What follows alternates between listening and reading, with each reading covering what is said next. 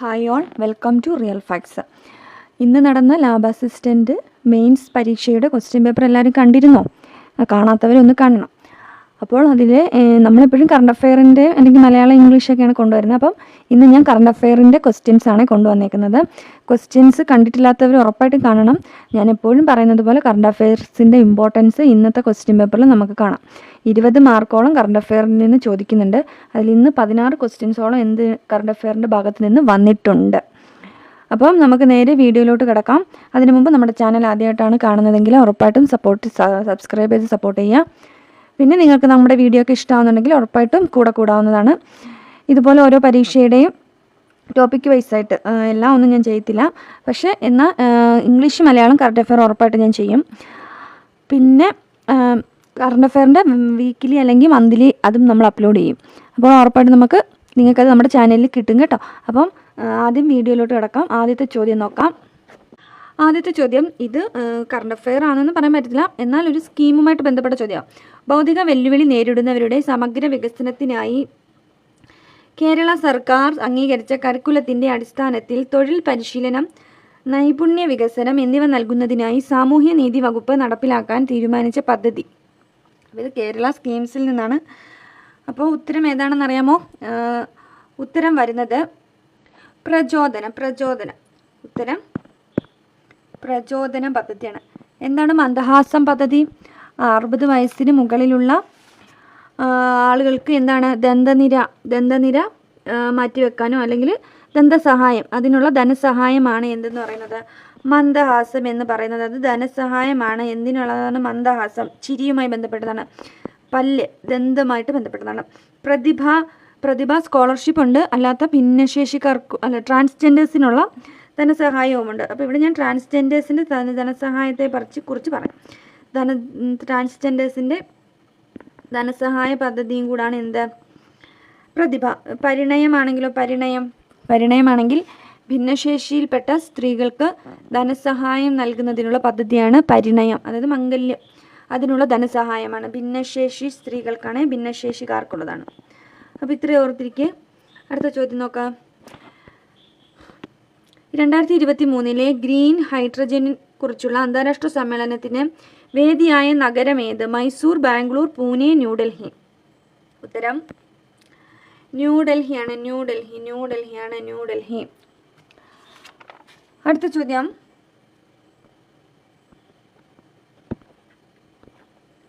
Government ആശുപത്രികളിൽ രോഗികൾക്ക് ഗുണമേന്മയും സൗഹാർദ്ദപരമായ സേവനവും ലഭ്യമാക്കുന്ന പദ്ധതിയാണ്.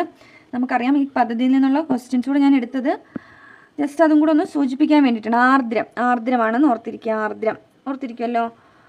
അടുത്തത് ഇതൊക്കെ പ്രീവിയസ് ആണ്, നമുക്കറിയാം. ലോക ബാങ്ക് പ്രസിഡന്റായി നിയമിതനായ ഇന്ത്യൻ വംശജനാണ്. ലോക ബാങ്ക് പ്രസിഡന്റായി ഇപ്പോൾ നിലവിലുള്ളത് ആരാണ്? നമുക്കറിയാം. അജയ് ബംഗ. നമ്മുടെ കറണ്ട് അഫെയറിൻ്റെ ക്ലാസ്സിലൊക്കെ നമ്മളത് പറഞ്ഞിട്ടുണ്ട്. അജയ് ബംഗ ഓർത്തിരിക്കുക. 2023 CV കുഞ്ഞിരാമൻ സാഹിത്യ പുരസ്കാരം ലഭിച്ചത് ആർക്കാണ്? പെരുമ്പടവ ശ്രീധരൻ.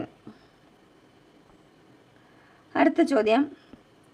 2024 രസതന്ത്ര നോബൽ പുരസ്കാര തുകയുടെ പകുതി ലഭിച്ചത് ആർക്കാണ്? Demis Hassabis, John Jumper, David Baker, Victor Ambros. അപ്പോൾ ഈ ചോദ്യം എല്ലാവർക്കും അത്ര എളുപ്പമാകണമെന്നില്ല. നമ്മൾ നോബൽ പ്രൈസൊക്കെ നമ്മൾ ആ കറണ്ട് അഫെയറിൻ്റെ കണക്റ്റഡ് ഫാക്ട്സ് പറഞ്ഞ സമയത്തൊക്കെ നമ്മൾ പറഞ്ഞിട്ടുണ്ടായിരുന്നു, പ്രീവിയസ് ക്വസ്റ്റ്യൻസ് വെച്ച് ചെയ്യിപ്പിച്ചപ്പോൾ. പക്ഷേ നമ്മൾ ഇങ്ങനെയൊന്നും ഡീറ്റെയിൽ ആയിട്ട് നമ്മൾ പറഞ്ഞിട്ടില്ല. നമ്മൾ ആരും പ്രതീക്ഷിച്ചിട്ടില്ല ഇങ്ങനെ ചോദിക്കുമെന്ന്. അപ്പോൾ നമ്മൾ ഓർത്തിരിക്കേണ്ട കാര്യം, പുരസ്കാര തുകയുടെ പകുതി ലഭിച്ചത് ഡേവിഡ് ബേക്കറിനാണ്. ബാക്കി പകുതി ആർക്കൊക്കെയാണ് ലഭിച്ചത്? അത് അവർക്ക് ഡെമിസ് ഹസ്ബിസിനും ജോൺ ജമ്പറിനുമാണ് ലഭിച്ചത്. അപ്പോൾ 3 പേർക്കായിരുന്നു 2024 രസതന്ത്ര Nobel. Demis Hassabis, John Jumper, David Baker. ഞാൻ അവിടെ ഒരു കോഡൊക്കെ പറഞ്ഞിട്ടുണ്ടായിരുന്നു. അപ്പോൾ ഈ വിക്ടർ ആംബ്രൂസ് എന്തുമായി ബന്ധപ്പെട്ടതാണ്? വിക്ടർ ആംബ്രൂസ് മെഡിസിനാണ്. മെഡിസിൻ. അടുത്ത ചോദ്യം നോക്കാം. ഏതു സംഘടനയാണ് പ്ലാനറ്റ് ഓൺ ദി മൂവ് എന്ന പേരിൽ റിപ്പോർട്ട് പുറത്തിറക്കിയത്? IUCN, ISRO, NASA, WWF. അപ്പോൾ ഉത്തരം വരുന്നത് IUCN ആണ്. IUCNൻ്റെ 2024 ഇവർ ഈ റിപ്പോർട്ട് പുറത്തിറക്കുന്നത്.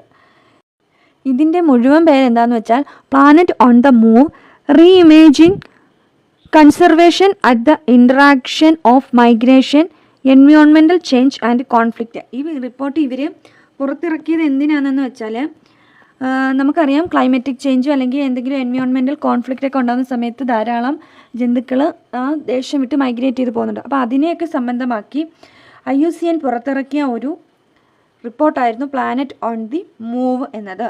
2024 അടുത്ത ചോദ്യം, 2025 നടന്ന IPL ക്രിക്കറ്റ് ലീഗിൽ തൻ്റെ ആദ്യ മത്സരത്തിൽ തന്നെ 5 വിക്കറ്റ് നേട്ടം സ്വന്തമാക്കി ശ്രദ്ധേയനായ മലയാളി ക്രിക്കറ്റ് താരം ആരായിരുന്നു? ഉത്തരം വിഘ്നേഷ് പുത്തൂരാണ്. വിഘ്നേഷ് പുത്തൂർ. അടുത്ത ചോദ്യം, 2025 മെയ് മാസത്തിൽ പാകിസ്ഥാനെതിരെ ഇന്ത്യ നടത്തിയ സൈനിക നടപടിയായ ഓപ്പറേഷൻ സിന്ദൂറിനെ കുറിച്ച് പത്രസമ്മേളനം നടത്തിയ ഇന്ത്യൻ വനിതാ സൈനിക ഉദ്യോഗസ്ഥർ ആരൊക്കെയായിരുന്നു? കേണൽ സോഭിയ ഖുറേഷിയും വിംഗ് കമാൻഡർ വോമിക സിംഗുമാണ്. നമ്മൾ ന്യൂസൊക്കെ കണ്ടവർക്കറിയാം. അതുപോലെ നമ്മുടെ സോഷ്യൽ മീഡിയയിലൊക്കെ ഇവരുടെ ഫോട്ടോയും കാര്യങ്ങളൊക്കെ ധാരാളം നമ്മൾ ആ ഒരു ഓപ്പറേഷൻ സിന്ദൂറിനെ വിജയാഘോഷമാക്കി മാറ്റിയതൊക്കെ നമ്മൾ കണ്ടതാണ്. അങ്ങനെയൊക്കെ ഉള്ളവർ ഒരിക്കലും ഈ ചോദ്യം മറക്കത്തില്ല. അടുത്ത് നോക്കൂ, യുനെസ്കോയുടെ ലോക പൈതൃക പട്ടികയിൽ 2025 ഇന്ത്യയിൽ നിന്ന് നാമനിർദ്ദേശം ചെയ്യപ്പെട്ട താൽക്കാലിക പട്ടികയിൽ ഉൾപ്പെടുന്ന സ്ഥലങ്ങൾ ഏതാണ്? താൽക്കാലിക പട്ടികയിൽ ഉൾപ്പെട്ട സ്ഥലങ്ങൾ ഏതൊക്കെയാണെന്നാണ് ചോദ്യം. ഓപ്ഷൻ നോക്കി, കങ്കർ വാലി ദേശീയോദ്യാനം, മുതുമൽ മെഗാലിത്തിക് മെൻഹിറുകൾ, ചൗസത് യോഗിനി ക്ഷേത്രങ്ങൾ, മേൽ പറഞ്ഞത് എല്ലാം. അപ്പോൾ നമ്മൾ ഉത്തരം മനസ്സിലാക്കണം. മേൽ പറഞ്ഞത് എല്ലാമാണ്. മേൽ പറഞ്ഞത് എല്ലാം, ഇതാണ് ഉത്തരം. കാരണം ഇതെല്ലാം ടെനേറ്റീവ് ലിസ്റ്റിലാണ് ഉൾപ്പെടുന്നത്. അതാണ് താൽക്കാലിക ലിസ്റ്റ്, ടെനേറ്റീവ് ലിസ്റ്റ്. അതിൽ കങ്കർവാലി ദേശീയോദ്യാനം വരുന്നത് എവിടെയാണെന്ന് വെച്ചാൽ അതുകൂടെ ഓർത്തിരിക്കുക, ഛത്തീസ്ഗഡിലാണ്. ഛത്തീസ്ഗഡ്. അടുത്ത മുതുമൽ മെഗാലിത്തിക് മെൻഹിറുകൾ, അത് തെലങ്കാനയിലാണ് കേട്ടോ. തെലങ്കാന. മുതുമൽ മെഗാലിത്തിക് മെൻഹിറുകൾ. അടുത്ത ചൗസത് യോഗിനി ക്ഷേത്രങ്ങൾ വരുന്നത് മധ്യപ്രദേശിലാണ്. മധ്യപ്രദേശ്. ഇതെല്ലാം 2025 ഉൾപ്പെട്ട സൈറ്റുകളാണ്. 2025 പത്മവിഭൂഷൺ പുരസ്കാരത്തിന് അർഹയായ കുമുദിനി രജനീകാന്ത് ലഖ്യ ഏതു മേഖലയിലാണ് പ്രശസ്തി ആർജിച്ചത്? നൃത്തമാണ്. ഇവരൊരു കഥക് കലാകാരിയാണ്. കഥക്.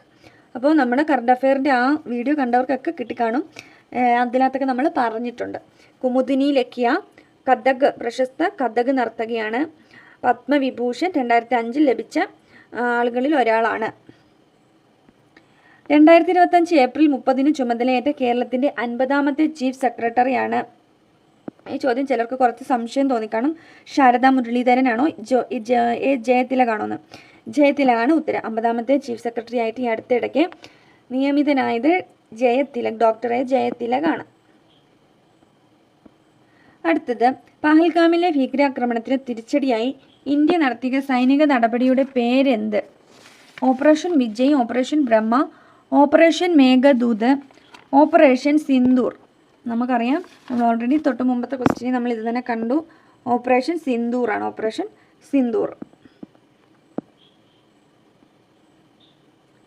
ഇന്ത്യൻ സുപ്രീം കോടതിയുടെ 52ാമത് ചീഫ് ജസ്റ്റിസിൻ്റെ പേരെന്താണ്?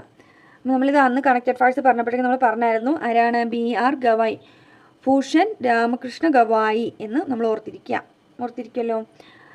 കേരള സംസ്ഥാനത്തിലെ പഞ്ചായത്തുകളിലെയും മുനിസിപ്പാലിറ്റികളിലെയും വാർഡുകൾ വിഭജിച്ച് അവയുടെ അതിർത്തികൾ നിശ്ചയിക്കുക എന്ന ഉദ്ദേശത്തോടെ കൂടി 2024 രൂപീകരിച്ച കേരള സംസ്ഥാന ഡീലിമിറ്റേഷൻ കമ്മീഷൻ്റെ അധ്യക്ഷനാരാണ്? S Harikishore, A Shajahan, Pranab Jyotinath, Rathan U. ഉത്തരം എ ഷാജഹാനാണ്. ഇദ്ദേഹം ആരാണ്? സ്റ്റേറ്റ് ഇലക്ഷൻ കമ്മീഷണർ കൂടിയാണ്. അപ്പോൾ അത് ഓർത്തിരിക്കുക. എ ഷാജഹാൻ ആയിരുന്നു സംസ്ഥാന ഡീലിമിറ്റേഷൻ കമ്മീഷൻ അധ്യക്ഷൻ. 2024 ജൂലൈ 15 മുതൽ ഇന്ത്യയുടെ വിദേശകാര്യ സെക്രട്ടറിയായി പ്രവർത്തിച്ചു കൊണ്ടിരിക്കുന്നത് ആരാണ്? വിക്രം മിശ്രിയാണ്. വിക്രം മിശ്രി ഓർത്തിരിക്കുമല്ലോ. വിക്രം മിശ്രി. എസ് ജയശങ്കർ ആണെങ്കിൽ വിദേശകാര്യ മന്ത്രിയാണ്. നമ്മൾ ചോദിച്ചത് വിദേശകാര്യ സെക്രട്ടറിയാണ്. ഉത്തരം വിക്രം മിശ്രി. അപ്പം ഇത്രയും ചോദ്യങ്ങളേ ഉള്ളൂ. നിങ്ങൾക്ക് ഇതിൽ നിന്ന് കണ്ടല്ലോ കറണ്ട് അഫെയറിൻ്റെ ഇമ്പോർട്ടൻസ്. ഏറ്റവും അടുത്ത് നടന്ന, അതായത് ഇന്ന് ജൂൺ 21 കഴിഞ്ഞിട്ടേ ഉള്ളൂ എക്സാം നടത്തുന്നത് ജൂൺ 21. അപ്പം മെയ് അവസാനം വരെയുള്ള കറണ്ട് അഫെയർ വരെ ഇവിടെ ചോദിച്ചിട്ടുണ്ട്, നമ്മുടെ പരീക്ഷയ്ക്ക് ചോദിച്ചിട്ടുണ്ട്. അപ്പോൾ നമ്മൾ current affair up to date ആയിട്ട് ഫോളോ ചെയ്തെങ്കിൽ മാത്രമേ നമുക്ക് 20 മാർക്ക് കറണ്ട് അഫെയറിൻ്റെ ഭാഗത്ത് നിന്ന് നമുക്ക് കിട്ടത്തുള്ളൂ. 20 കിട്ടിയില്ലെങ്കിലും ഒരു 15-16 നമുക്ക് കിട്ടണം. അപ്പോൾ അതിന് വേണ്ടി എന്ത് ചെയ്യാം, നല്ലതുപോലെ വർക്ക് ചെയ്യാം. ഓക്കെ, അപ്പോൾ എക്സാം എഴുതി എല്ലാവർക്കും ഓൾ ദ ബെസ്റ്റ്. എല്ലാവരും ലിസ്റ്റിലൊക്കെ വരട്ടെ എന്ന് ഞാനും പ്രാർത്ഥിക്കാം. അപ്പോൾ നമുക്ക് അടുത്തൊരു വീഡിയോയിൽ ഇനി ഇതിൻ്റെ തന്നെ മലയാളം നമ്മൾ ഇടുന്നുണ്ട്. അപ്പോൾ അതിൻ്റെയും കൂടെ നമ്മൾ ഇതുപോലെ കണക്റ്റഡ് ഫാക്ട്സ് നമ്മൾ പറഞ്ഞിട്ട് മലയാളം കൂടെ ഇട്ടേക്കാം. Okay, thank you.